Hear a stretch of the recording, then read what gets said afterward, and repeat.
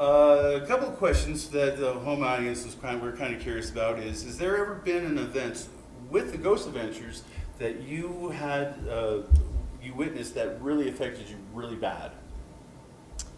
Several. Is there a particular time? Yeah, we were filming at a place called Hillview Manor, and I was cleaning up some of the equipment and such, and I was all alone, and it sounded like someone dropped a pipe next to me, and I thought the guys, I mean, I was frightened by that, startled, and I thought that it was the guys playing a joke on me. When I realized that they were nowhere around, and then just the hair stood up on the back of my neck, and I was recording with a digital recorder, you know, because I'm always collecting evidence, even as I'm cleaning up and stuff, and when I checked back, there was all kinds of EVPs on there, but you could literally feel that there were people surrounding me in this basement of this place. Oh, wow. Is this one of the scariest events that you've ever witnessed, or is there something that was whispered in your ear that just made you just cringe? I've been touched, I've seen things, heard things with my own ears, you know, audibly. There's just so many experiences. Okay. Too many to name, really. Now, as a child, have you experienced any ghosts or any spiritual activities as a child that made you lead into this profession today? It's a common question, and actually, other than night terrors when I was younger, no ghostly experiences. I just got intrigued by the paranormal just recently. Recently meaning, you know, around 2006, 2007, after, you know, watching ghost shows and documentaries, and luckily the Ghost Adventures crew lives in Las Vegas, and so that's how I met them. That's pretty cool. Yeah. Have you viewed your views of paranormal? Has it changed since the time you started professionally, or is it still pretty much the mainstream as proven, disproven stuff? Yeah, I think that, you know, as the years go by in this profession, you learn more things, you figure things out, you start to discredit other things, you know. I think that with the more information that you're given via all the cases that you do, you start to rule out certain things, and then you start to accept other things. So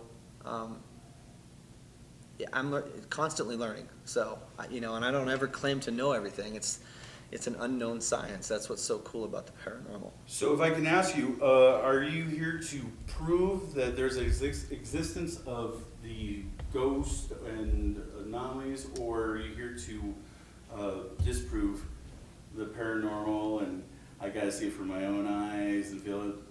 Well, I used to be a skeptic myself, and I would say that anytime that you do an investigation, you need to keep an open mind as far as realize what could possibly be the reason for, you know, things that happen, logical reasons, rule out everything that seems probable, and then when you're left with no other explanations and it becomes, you know, unexplained, then it becomes paranormal or something, you know, that you just don't have the answer to, and that's what drives you to find more answers. So to answer your question, I'm never here to disprove things, but I'm always here to give an honest assessment of what I think's going on based on what I know, and I'm always learning new things. So there you go. How has your audio editing skills helped you segue into your work as the paranormal, working with the paranormal, such as EVPs and all that? It's helped a great deal. My audio experience is 12 or 13 years now. With music as a DJ, as a professional club DJ. The past 10 years, just in Vegas alone, I'm always doing remixes, and I'm very familiar with software. And so when it came to reviewing recordings of voices and spirit voices and things, it actually came quite natural, and it was easy to, you know, to review those types of things. So. With the mainstream media bringing out a ton of vampire movies, ghost movies, TV has reality ghost shows. Has that? Do you think that has changed the everyday Joe's view on the paranormal, or, you know, is it hyped it up way too much more than it should be? I would say the last 5 years is extremely hyped. The whole paranormal everything, every genre from, like you said, vampires, ghosts, aliens, all of that. It has become mainstream. It's, you know, there's, I don't know how many ghost shows now. The general public's perception of what we do is completely different, in my opinion, to what we actually do. And I mean, I personally take it very seriously. You know, I always have a good time joking around and stuff, but when it comes down to it, when I'm reviewing the evidence, I'm very scientific. And I don't think that the general public realizes that there's a serious side to it. They think that it's always scary, or you have to be super dramatic, that, you know, what was that? What was that noise?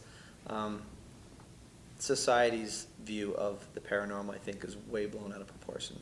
So with movies like the Paranormal Activity and all that, where you have ghosts throwing kids around, dogs around, and all that, opening up cabinets, has there ever been a time where you just experienced a friendly ghost? Actually, yes. At that very same location that I was telling you about, the Hillview Manor, where it sounded like a pipe was thrown down next to me. It scared me because it really sounded like a 3-foot pipe being slammed down on concrete, because it was in a basement. There was no pipe. I think they were just trying to get my attention because I was asking questions and I was being friendly. In my review of the audio, when I was asking the questions, I actually got some answers to my questions, and they were friendly. And that was a place where there were a lot of elderly people that had passed on in that very location. And the room that I was in was filled with suitcases of all their possessions after they had died. So it was kind of an emotional thing. I think that they were just trying to communicate with me and say, you know, we're all here. And so I thought that was nice. I'm going to end it with this last question. The Stanley Hotel, is this your first time here? No, it's actually my 4th time here. So your 4th time here. Mm-hmm. Is it the same vibe, the same feeling you get every time? Or do you feel, is there sometimes are better than others? And what about now? Just when I let my guard down, I'll give you an example. I arrived here last night for this event, and I was very tired. I went to bed late in my room in the presidential suite. You know, it's not just the main hotel. There's the manor house, the presidential suite, the concert hall. I've had experiences in all these buildings. It's not just the main building. I tried to get some sleep last night, and I was awakened by, I thought I was having a dream, but I know it wasn't a dream, that it was something that was trying to get my attention, woke me up and said, "Wake up, fire." And I woke up panicked because I really thought that maybe my nightstand or something was on fire, and I realized someone just, it was only in my right ear, said that to me, and it scared the crap out of me. So I later found out from Callie, the resident paranormal investigator here, that the building next to the presidential suite had exploded back in the early 1900s and actually caught fire to the building that we're staying, part of it. So I'm wondering, you know, putting this together, maybe it was some sort of residual energy that, you know, this emotion or this event was replaying, and I got to witness it because I was in that state of mind where you're halfway asleep and whatever. So, well, kind of a cool experience. I wasn't expecting the history to back it up, though. So I just thought of one more question, Sure. and I'll end it right here. Sure. With your show, The Ghost Adventures and all that, say the average person who, hey, this looks interesting, I got a voice recorder, do you think it's something that they can venture into, or is it, hey, a little bit more training, you know, not the everyday person can do this, right? I think the everyday person can do this. They just need some very simple equipment. If I were to recommend anything to anybody, I would start by getting a digital recorder, which is $50 or $60. And if you have access to any computer, you're able to download some free software and actually analyze your own stuff. And there's no guarantee that you're going to get spirit voices every time you record. But if you go to certain places and you're in the right frame of mind, I think that if you're able to open yourself up to the possibility that there are spirits around us all the time and that they will and can communicate with you, that anybody could possibly communicate with a spirit.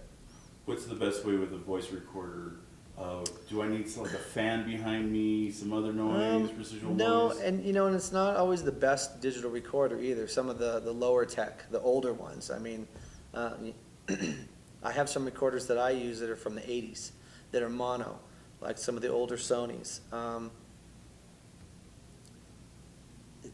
I even bought a brand new Olympus recorder that costs a few $100s, and I didn't get any EVPs on it. Doesn't mean that I can't. Just maybe it's too complicated of a device. Again, we don't know. It's not an exact science. We don't know how they put the voices on there, but over the past 5 years, hundreds of voices on many different types of recorders. So all you have to do is do it and put the time in. So Awesome. Thank you very much, Billy. I appreciate welcome. your time. You're welcome. Before I take the microphone, mind if I get a tag out? Sure. Basically, same thing as before, except it's the Met Report, MET report. So just Okay. I'm Billy Tolley. The Met Report? Yeah, the Met Report. Yeah. I'm Billy Tolley from the Met Report. And I watch the Met Report. And I watch. And you can do Okay. your the TV thing too. You can. Okay. Yeah. I'm on the Met Report, or it's for this? I watch the Met I Report. watch the Met Report. Okay. I'm Billy Tolley from Ghost Adventures, and I watch the Met Report.